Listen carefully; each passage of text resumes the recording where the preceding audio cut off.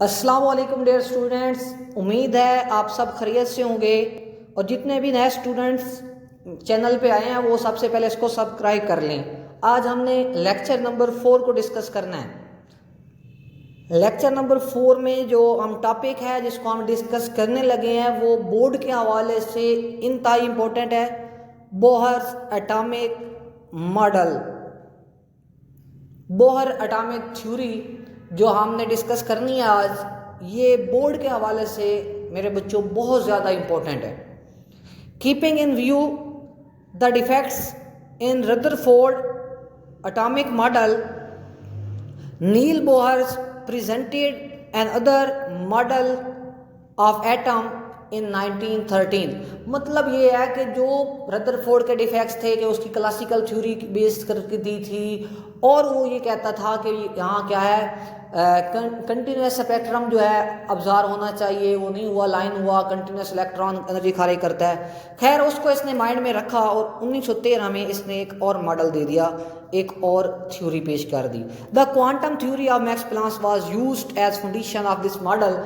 अब इस मॉडल की जो बुनियाद थी वो क्वांटम थ्योरी थी। क्वांटम थ्योरी और क्लासिकल थ्योरी में डिफरेंस है, और रदरफोर्ड का जो थ्योरी थी वो क्लासिकल थ्योरी थी। ये बात आप ज़हन में रखें कि क्वांटम थ्योरी की बेस पे इसने ये मॉडल पेश किया। According to Bohr models, Bohr के मॉडल के मुताबिक revolving electron in an atom, जो एक इलेक्ट्रॉन एटम के अंदर रिवॉल्व कर रहा है, गर्दिश कर रहा है, does not absorb or emit energy continuously. वो क्या करता है, कंटिन्यूसली एनर्जी खारिज नहीं करता। ये इसका नज़रिया था।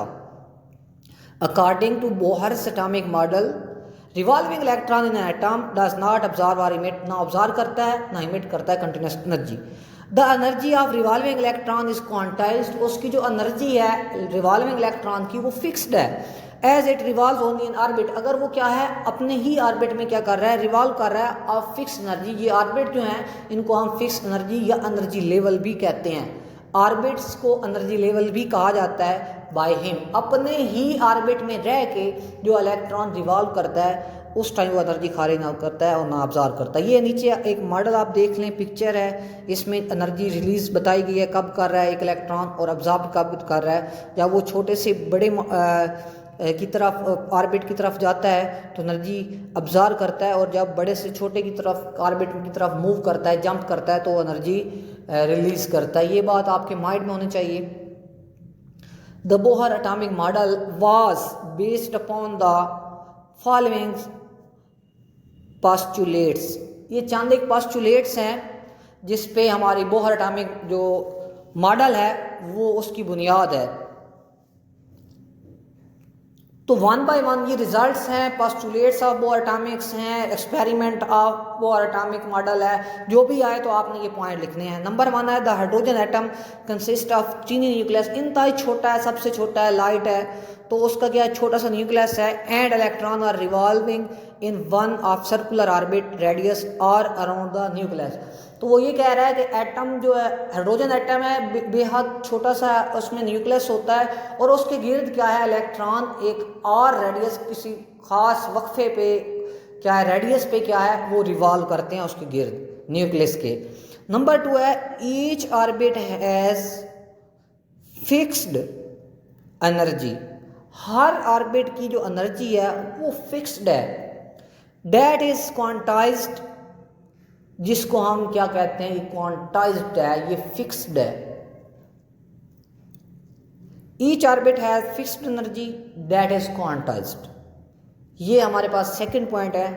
अब हम पॉइंट 3 पे जाते हैं। As long as electron remain in the particular orbit it does not radiate or absorb energy. The energy is emitted or absorb only when an electron jump from one orbit to another. उसने ये कहा है कि as long as, जब तक electron अपने orbit में रहता है तो वो ना तो एनर्जी खारिज करता है और ना अब्जॉर्व करता है। वो एनर्जी खारिज या अब्जॉर्व तब करता है जब वो एक ऑर्बिट से दूसरे ऑर्बिट में जंप करता है। ये बात आप याद रखें। As long as electron remain particular orbit it does not radiate or absorb energy.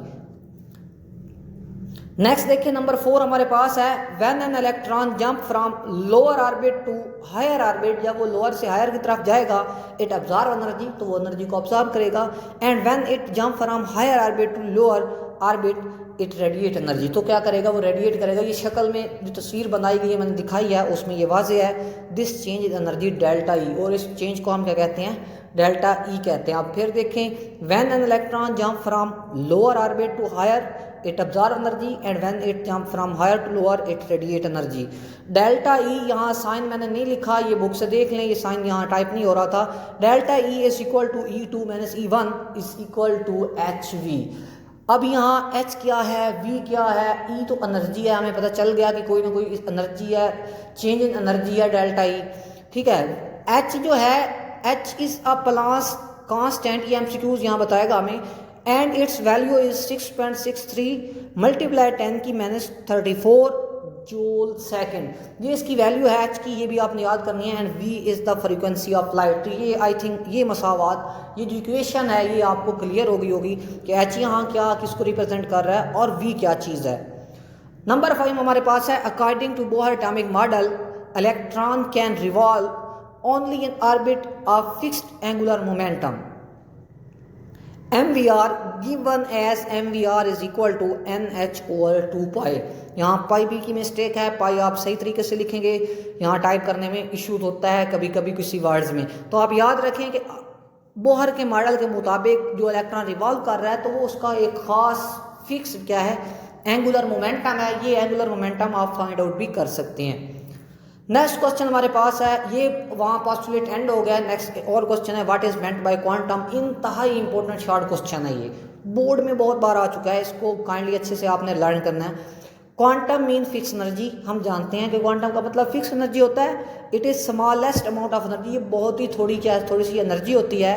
That can be emitted or absorb as electromagnetic radiation, जो ऑब्जर्व या एमिट की जाती है इलेक्ट्रोमैग्नेटिक रेडिएशन की शक्ल में। Quanta is the plural of quantum. ये क्या है, क्वांटा जो है वो क्वांटम का प्लूरल वर्ड है। तो ये सिंपल सी बात है, सिंपल से शॉर्ट क्वेश्चन है और आपने इसको अच्छे से लर्न करना है। नेक्स्ट हमारे पास जो टॉपिक है right the difference between Rutherford atomic theory and Bohr atomic theory. तो ये आपने इसको अच्छे से लर्न करना है, इनमें डिफरेंस है। ये कभी कभी 4 नंबर के शॉर्ट क्वेश्चन भी वो दे देता है कि डिफरेंस लिखें बोहर एटॉमिक मॉडल में और रदरफोर्ड एटॉमिक मॉडल में। तो आपने ये जो पॉइंट मैं आज डिस्कस करने लगा हूँ ये इसको आपने अच्छे से लर्न करनी है। तो सबसे पहले हमारे पास है रदरफोर्ड एटॉमिक थ्योरी।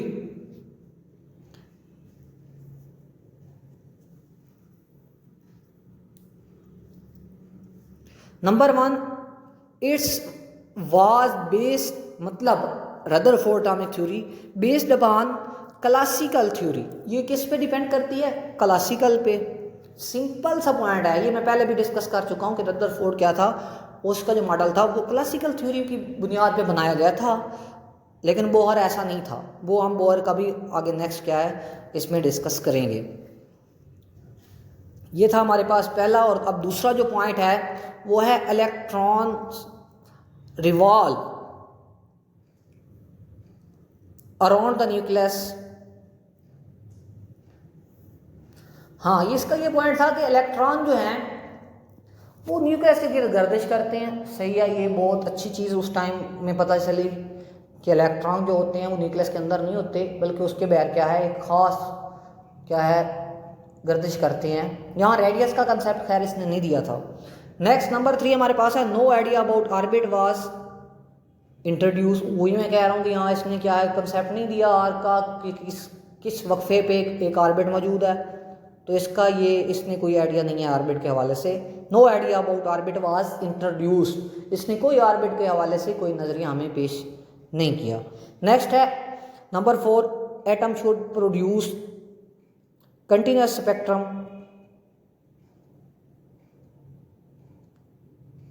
इसने ये कहा, इसकी थ्योरी ने ये कहा कि एटम जो है वो कंटिन्यूस क्या है स्पेक्ट्रम हमें देता है। इसकी थ्योरी थी, बहरहाल ये सही नहीं था, इस पॉइंट पे ये इसका डिफेक्ट था, लेकिन थ्योरी उसकी थी कि ये क्या है एटम कंटिन्यूस एनर्जी खारिज करता है। नंबर 5 जो है एटम्स शुड कोलैप्स, एटम तबाह हो सकता है। ये बात याद रखें। एटम इसके मुताबिक जब कंटिन्यूस एनर्जी खारिज करता है तो अब एनर्जी खारिज हो रही है, जब उसकी एनर्जी डिक्रीज होगी तो वो इलेक्ट्रॉन न्यूक्लियस में गिर जाएगा और तब एटम तबाह हो जाएगा। तो इसकी थ्योरी का ये भी पॉइंट है कि एटम शुड कोलैप्स, के एटम ख़त्म हो सकता है, तबाह हो सकता है। अब हम डिस्कस करते हैं बोहर एटॉमिक थ्योरी, जो इंतहाई इंपॉर्टेंट थ्योरी है, जिसने जितने ये डिफेक्ट्स थे वो ख़त्म किए। नंबर 1 हमारे पास है, it was based upon quantum theory.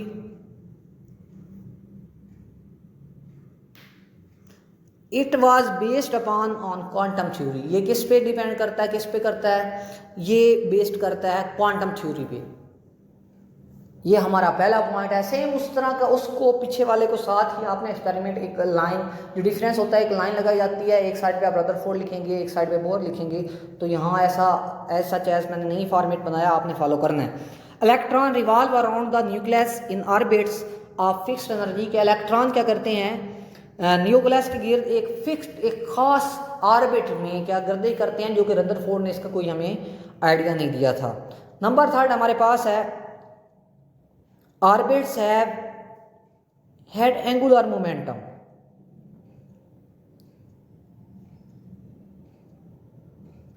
कि ऑर्बिट्स का क्या होता है, एक खास एंगुलर मोमेंटम होता है। ऐसा नहीं है, उनमें जो इलेक्ट्रॉन रिवॉल्व कर रहे हैं वो एक मोमेंटम के साथ रिवॉल्व कर रहे हैं, तो ऑर्बिट हैड एंगुलर मोमेंटम, उनका क्या है, एंगुलर मोमेंटम होता है। नंबर 4 हमारे पास है, atom should produce line spectrum. इसने हमें ये भी बताया कि एटम क्या करता है, एटम लाइन स्पेक्ट्रम क्या है वो हमें देता है, जो कि रदरफोर्ड ने कहा कि हमें कंट्रास्ट मिलता है। तो लाइन का ये मतलब हो गया कि जब वो ये बात यहाँ ये करना चाह रहा है कि जब इलेक्ट्रॉन जंप करता है तो तभी हमें क्या है, एनर्जी मिलती है, चाहे वो रिलीज की शक्ल में हो, चाहे वो अब्जॉर्ब की शक्ल में हो, तो तब हमें स्पेक्ट्रम नज़र आता है। अदरवाइज वो क्या है, लाइट हमें नज़र नहीं आती। तो एटम शुड एग्जिस्ट। तो इस तरह अगर ये फॉर्मेट आप फॉलो करें, बोहर को थ्योरी को फॉलो करें, तो एटम क्या है, एग्जिस्ट हो सकता है, उसका वजूद रह सकता है। तो ये इसकी जो थ्योरी थी और बोहर की, और जो पहले हमने किया डिस्कस वो थी रदरफोर्ड की। तो 2-3 यहाँ इंपॉर्टेंट क्वेश्चन है तो ये सारा याद करने वाला कोई इतना डिफ़िकल्ट नहीं है टॉपिक, लेकिन फिर भी मैं हाईलाइट कर देता हूँ जो क्वेश्चन मुझे माइंड में आए हैं।